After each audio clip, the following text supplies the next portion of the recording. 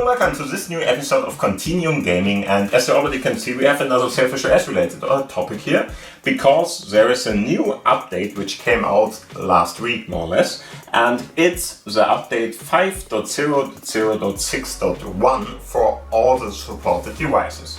That means that, for instance, the Sony Xperia 10 Mark III, which I have here, will get this update. And it's the first stable one, so all the others before that, there were a couple of them, I think 3 versions or something like that, were only for early access branches. And in this case, we have it in the stable version now, and so we can update it on the Xperia 10 Mark III, on the Xperia 10 Mark II, and of course, if you want to, you can get it on the C2 too.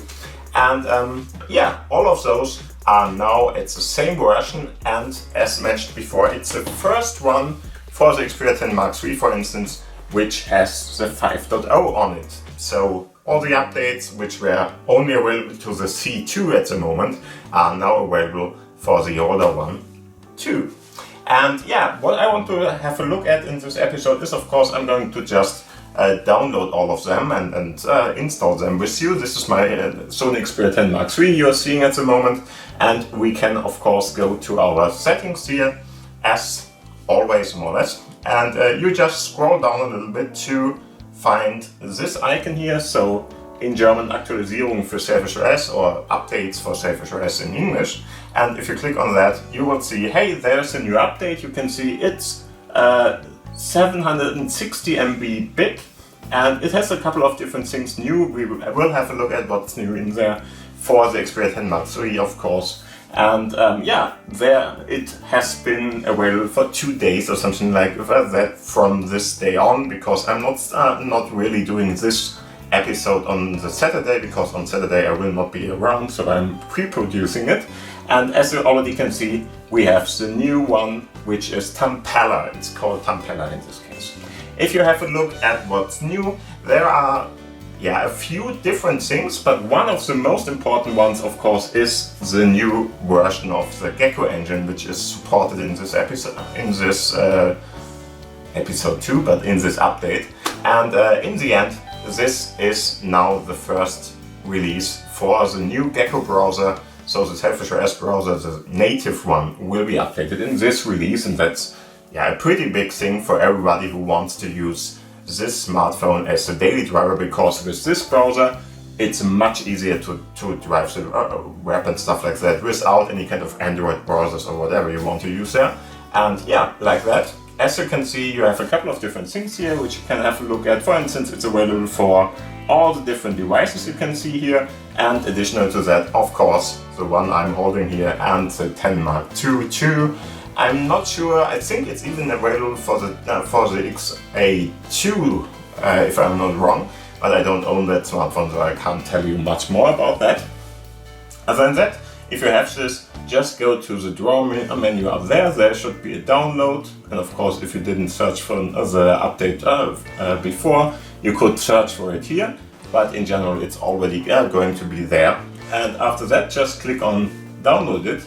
Of course, you will have to make very sure that you are in the Wi-Fi in this case, because you are downloading a lot of stuff now.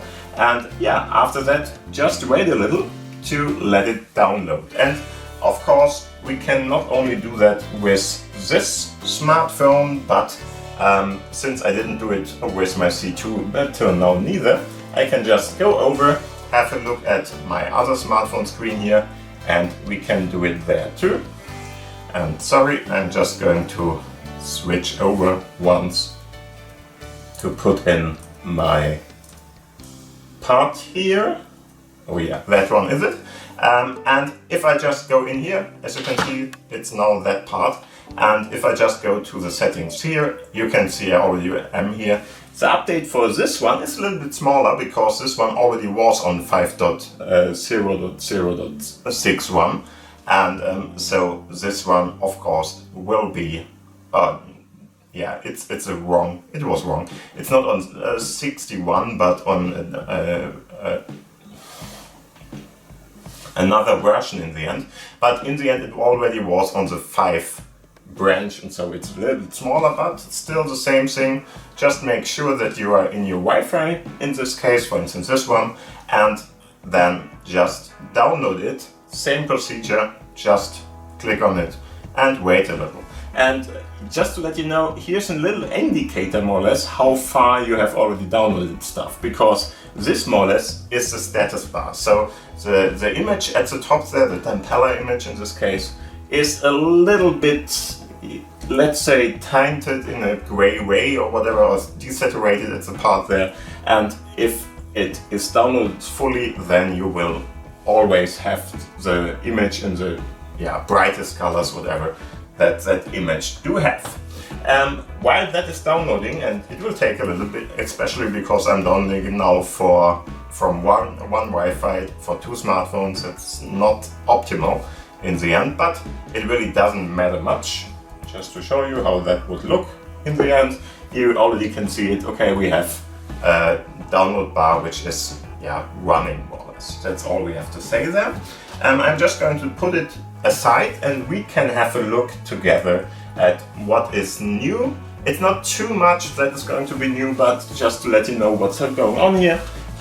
One of the most interesting things I think is, as I said before, the browser engine, which is now on ESR 91, which is still not the newest one or something, but it's going to be worked on for the newer version, so the 102, which is pretty new. And if that R1 is going to be there, that's of course even better. But already the ESR 91 should be a pretty big update for everybody using the internet on your smartphone, and so that is a great thing to have. Other than that, we have Android level 13, which is a pretty big thing too. I'm not really sure if this is going to be put on the 10 Mark III then, because in general it's an underlying Android version that is going to be there. Not sure about that. We'll have to check that later on, but maybe it's on my C2 then, because the C2 is on the Android version 13 in the end. And I think the 10 Mark III is on 11 or 12, I'm not sure. Something before that at least. And that is an interesting thing, have to check that out, what's happening. Other than that, as you can see, we have a couple of different micro G updates. Micro G, of course, is something, if you don't know about that, I will just link it in the info box there. In the end, it's something that is going to help you to simulate Google service on your smartphone and will give you access to some of the apps which really require that to be installed, even though you don't want to give Google your data, or at least not as much data as in general it's used if you're more or less using the real deal, the real Google services. And other than that, as you can see, we have a new VPN support. I'm not using VPNs in the end, most of the time at least, and on my smartphones at least. On my PC and stuff like that, that would be a different story, but here I'm not really using it. But if you want to have a look at that, there are even instructions there which will help you to install and go on with that. Very interesting too. Okay, we have all the different things that are new in the version 5.0, of course. In this case, we have the landscape mode, which can now be on the home screen and other stuff too. Actually, I don't think that makes a lot of sense for many things, but in the end, it's more consistent to have it there too. And of course, you can switch it off or on whatever you want to, because there is a setting you can put it on with. And you could even block the rotation in the drawer menu, or you just deselect the setting in the settings if you don't want to have that. Other than that, a pretty nice addition is how you can block calls now, because that's much easier than before, and there's really a call blocking one where you really can have, for instance, some numbers blocked and stuff like that, with even some kind of a regular expression kind of blocking and stuff like that. So very important, very interesting thing. And the last one isn't very important for most of the people. If you have a Jolla Mine 2, which is this AI-based or AI system, which is on privacy focus more or less, you can have a look at that here too, and it's now in Sailfish more or less, so it's easier to access that if you already own one of those. But in the end, most of the people don't, because it's very new, and I think the first devices were shipped, but yeah, it's just some kind of a niche one. So if you want to use it, perfect. If not, just leave that out. Other than that, there are a couple of different bug fixes you can already see here. For instance, there's a bug fix which really shuts off voice over LTE in this case. So if you really don't want to use that, there's a switch now which will shut that off.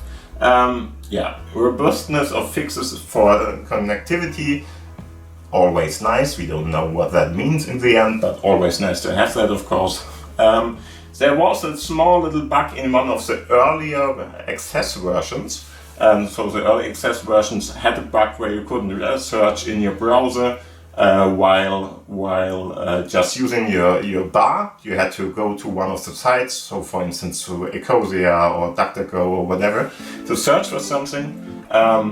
That should be fixed now, because he's going to use your default search engine again if you just put in some kind of a name or whatever in the address bar. Yeah, and I don't even know what that is. I think it's about the C2, because only the C2 has this kind of notch here. So as you can see, we have this small little cutout there for the camera.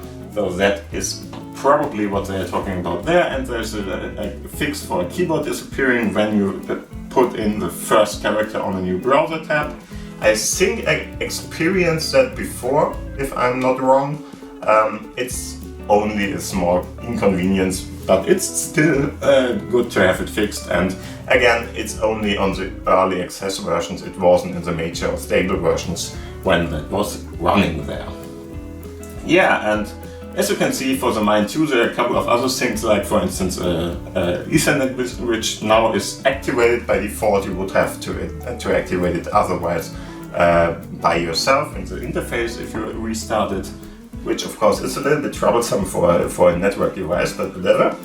So good that that is fixed. Bluetooth is now available or enabled too, and yeah, a couple of different other things. As you can see, you can now scroll through the browser app. Probably it was only used with a smartphone before, and now you can really use it on your PC, for instance, too, if you want to. And that's more or less what we are talking about here. So let's have a look at how far our downloads are. And as you can see, at this point we have a fully visible image. So the update is now ready for installation, more or less. So we can just go and drag this down again, and if we go to install, it's now going to shut off the smartphone, of course, because it's an update. You will have to do that for the major version update of the device itself. The result of that is, of course, that you can't see it on the big screen while we are updating it, but as you can see, he is doing something. We have a red light. Red lights, I'm not even sure if that is a good sign or not, we will see. Anyway, yeah, now it's shut off. As you can see, the red light is gone, and we are going to restart the smartphone. And of course, he's now going to install it. In general, that means that we just should see some kind of a bar here, which is going to be filled after a while if everything runs. And yeah, sometimes it takes a little, sometimes it's pretty fast. We will see. First off, I will have to put in my security code here. Okay, that's fine.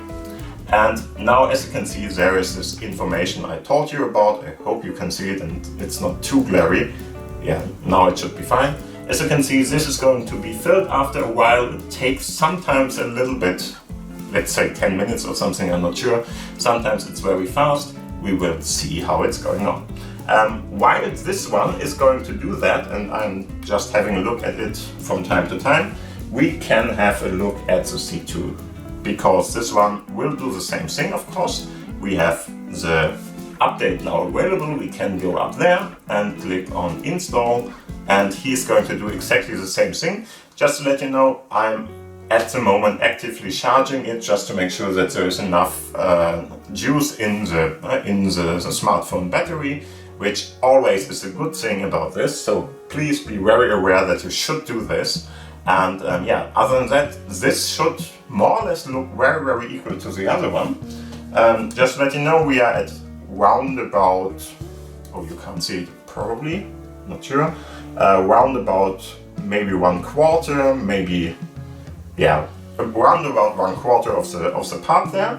In this case, as you can see, we have the C2, which is going to start up now. And yeah, one of the major things which are different between those two smartphones is, of course, that this one doesn't have an unlocked bootloader, because the smartphone mobile system which is on here, so SailfishOS in this case, is of course natively installed. So not somehow, yeah, copied over, flashed on more or less, or at least flashed by the factory. And so this one doesn't have this information, which is a nice thing, because in some situations, for instance, for some kind of apps, banking apps for instance, they might check for that, and if it's for instance rooted or flashable or whatever, the bootloader is open, then you might run into trouble. But other than that, this one is going to run through the same process now. As you can see, we are here at around about 50% now on my Sony Xperia 10 Mark III, and yeah, this one seems to be very fast. As mentioned before, this one doesn't have to do as much, because it's already on the major version 5, and this is only a small iteration update for this device. For this one, it's a lot harder to do. Still, both are pretty close to each other now. So, but keep in mind, this one is in general a little bit of a faster smartphone, and it has to do much more. So in the end, that both of them are close to each other means they are doing both pretty fine. Yeah, so let's wait for it to finish up. And it's going to be more or less a photo finish, as you already can see. Not much time has run through here, maybe 5 minutes, not even 5 minutes, I'm not sure. Whatever. And as you can see, they are both very, very close to being finished and being more or less where they should be. This one is probably now going to restart again. Yeah, exactly. This one needs a little bit longer still, but this one is on the way up again. So the C2 is faster in this case. But as mentioned before, this was pretty much what I would expect, because it's a little bit of a smaller update. You already saw it from the download size we downloaded there. It was something in the 600 MB range, and this one was close to 800 MB, so it's a different thing for both of the smartphones. Still, this one is probably going to start up at the moment. Hopefully soon it will be there again. As you can see, I just see the logo at this point. It takes a little, that's common sometimes not, we will see. This one is through now too, and restarting, as you can see. So we will give them a little bit of time now. Okay, this one just restarted. I had a vibration there, which is fine, can happen. This one is already showing me the SailfishOS logo. So let's see what's happening and how far they are coming to go. And okay, the Xperia 10 Mark III just was faster in this case. It's already on the login screen there.